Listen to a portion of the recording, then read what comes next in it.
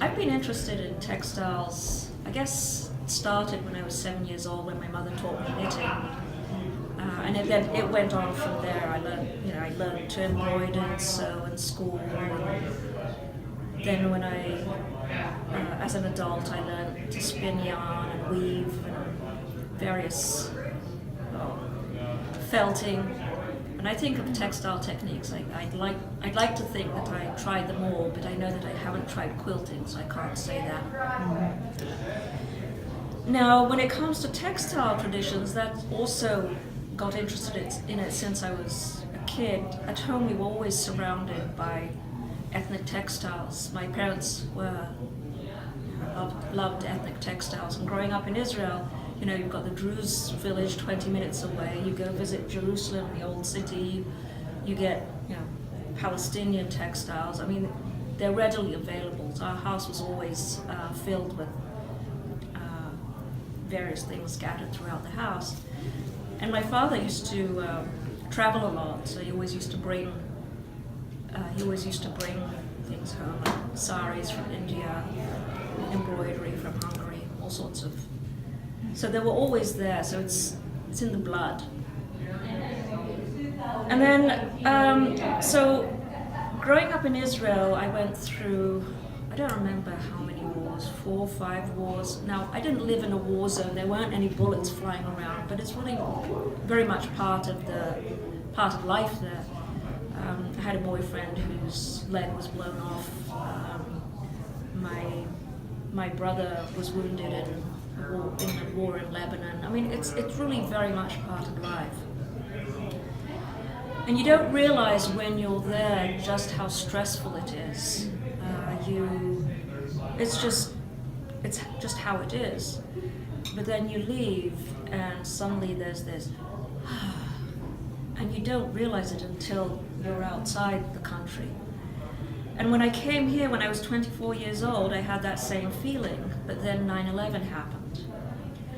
And as for, like everyone who was around then, it hit hard. And with my experience, I mean, many people's automatic reaction was to throw money at it to solve the problem, but it really doesn't solve it long term. Our best weapon against war is education. And I wanted to do something. I didn't know what exactly. I knew it wasn't about money. It was something to do with education. But I was still thinking about it. And then I came across an ad in a weaving magazine for an organization called WARP, which is an acronym for Weave a Real Peace. 2 words jumped out at me, weave and peace.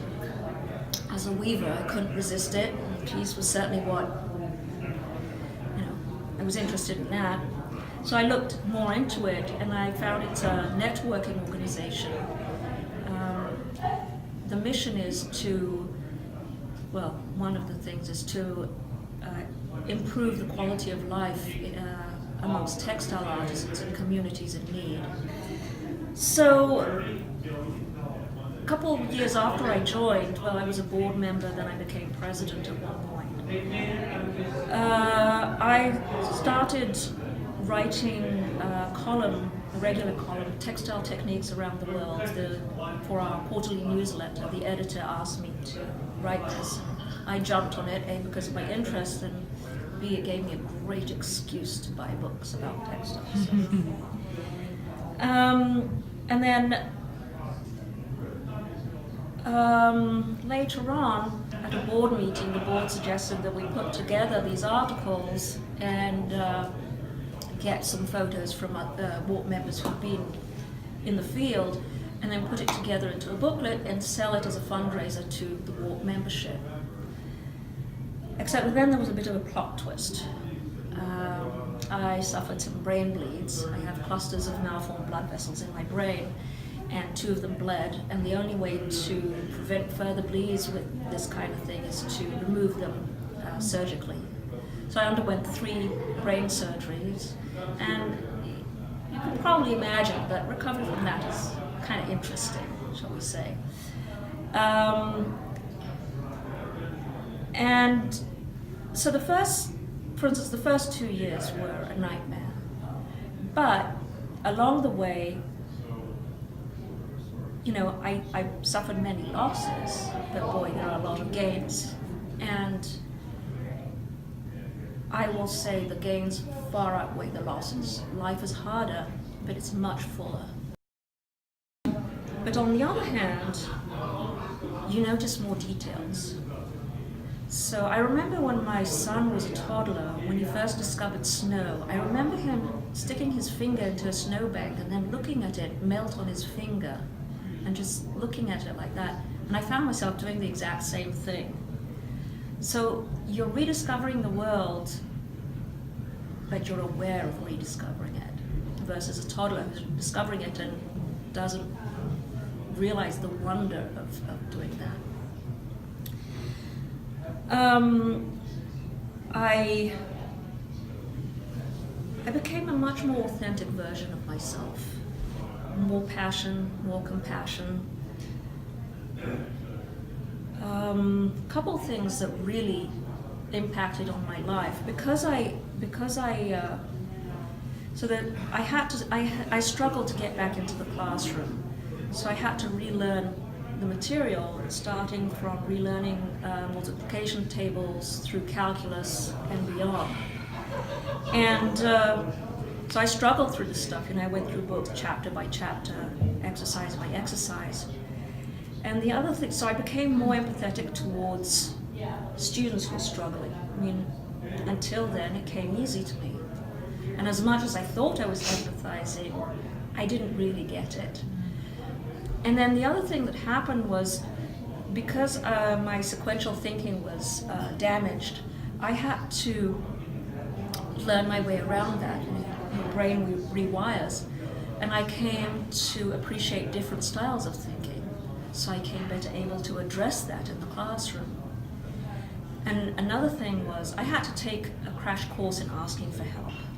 It was tough for me because I was used to being this fiercely independent woman. And then here I am having to expose my vulnerabilities. But I very quickly learned that when you expose your weaknesses, you're turning them into strengths. Because if you open yourself up to the world will open to you, because people feel much more comfortable opening up to someone who's comfortable, opening their mouths and blurting everything they have. And some of it is. Then the other thing, so I became a much better teacher, and I used to enjoy teaching. Now it's one of my passions. I absolutely love it. And then the other thing that happened is I was writing these articles on textile techniques, but they were fairly dry. And then after I got back from hospital, I felt really lost. And there wasn't anything out there to really help me figure out what I should do next.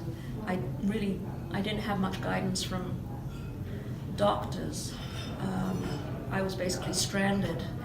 And so I looked at books, I looked at online, and there really wasn't something I needed, which was anecdotes from brain injury survivors on how to live with brain injury.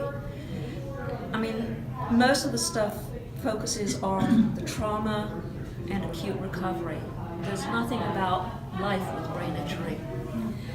So I decided I'll start writing something myself, and I'll bumble along and write, and hopefully it'll help me. And at the same time, I would through this, I would be helping family members understand what's going on. And I thought, okay, and it could also help other brain injury survivors. If there's nothing out there, maybe I could provide it. But as time went on, I realized that I want to reach a broader audience. And we've all had contact with brain injury survivors, whether we know it or not. And to understand, to empathize, it's not easy if you don't know anything about it. So in order to do that, I needed to learn to write better. And I couldn't attend workshops because of the brain injury. So I ended up hiring a writing coach she's an amazing teacher. She became a close friend through this as well.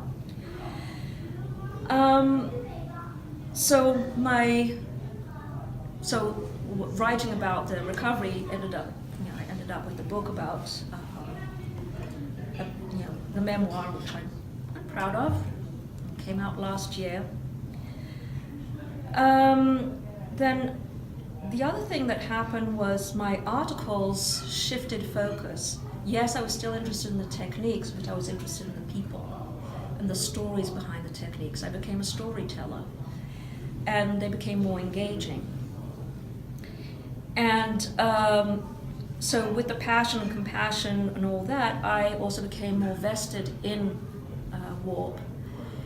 And this whole project of slapping together a bunch of articles and putting amateur photography there just didn't seem enough. So I started rewriting and expanding the articles, and it turned into this big project, which you've seen the book, and I'm really proud of that one. Oh. Well, I'm proud of both of them. And while I wrote it, I realized that there's more to it than telling stories. That there's some messages there. Textiles are important. They're integral to humanity. I mean, we all wear textiles, at least maybe some don't. I don't want to think about that. And textile traditions connect us, past to present. They form ties with each other. Basically, in many ways, textiles embody there's no them, there's us. And so textile traditions are important, and we need to nurture it. For instance, for textile artisans around the world, we need to provide them a market. If they just continue the way they were, they couldn't earn a living. It's impossible. So we need to help them by providing a market. The younger generation is moving away from the traditions for various reasons, including that textile techniques are very laborious, and if you don't get much for it, why should they stay there? And with more access to education, they have other opportunities out there. So, as I said, some friends of mine have formed co-ops, some organizations have formed workshops to teach the younger generation techniques that are more cost-effective, this kind of thing. So, it's a good idea to nurture them. I think it's important for us as human beings. When I sit at my loom, I daydream a lot. I'm sitting there, it's very rhythmic. And I think in terms of my connection to other weavers in the past, in the present, in other places in the world. I mean, it really does. It's really weird. I was amazed when I realized that. So a friend of mine mentioned that she found a tattoo somewhere with a saying that really spoke to me. Spin a yarn, weave a tale, be your own story.